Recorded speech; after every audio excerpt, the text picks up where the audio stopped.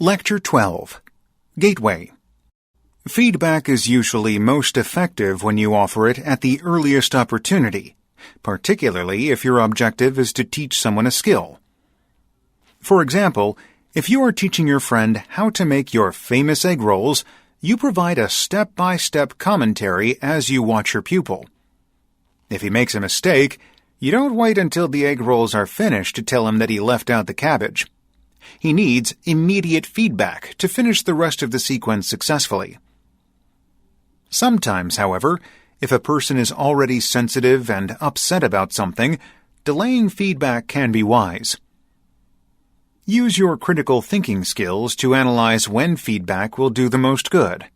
Rather than automatically offering immediate correction, use the just-in-time approach and provide feedback just before the person might make another mistake. Exercise 1. Cultural messages shape many communication behaviors, and listening is no exception. In particular, listening behavior appears to be affected by how people in a given culture think about the importance of time. In individualistic cultures, people often think of time as a resource. Americans, for instance, commonly say that time is money, and they think of time as a commodity that can be saved, spent, and wasted. People in such cultures typically place a high value on efficiency, and they expect others to do the same.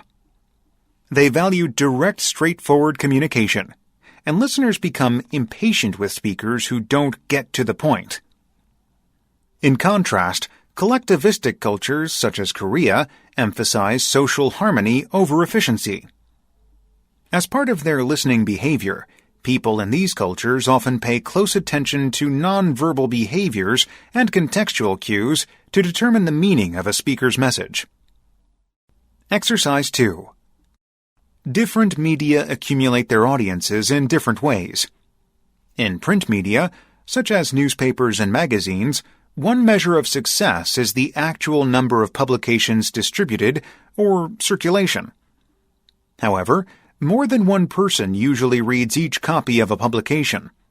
For example, most newspapers average 2 readers per copy, while certain magazines, such as People, may have upwards of 8 readers per copy.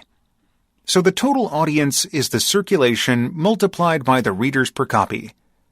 Thus, in print media, the circulation is the number of copies printed, while the audience is the number of persons who read those copies of the publication. Because you want to attract more than one reader per copy of the publication, the number for the audience will usually be larger than the number for circulation. Exercise 3. To provide meaningful feedback, a coach must somehow observe and evaluate performance. Traditional coaching intervention often involves subjective observations and conclusions based on the coach's perceptions, biases, and own previous experiences. However, a number of studies have revealed that subjective observations are potentially both unreliable and inaccurate.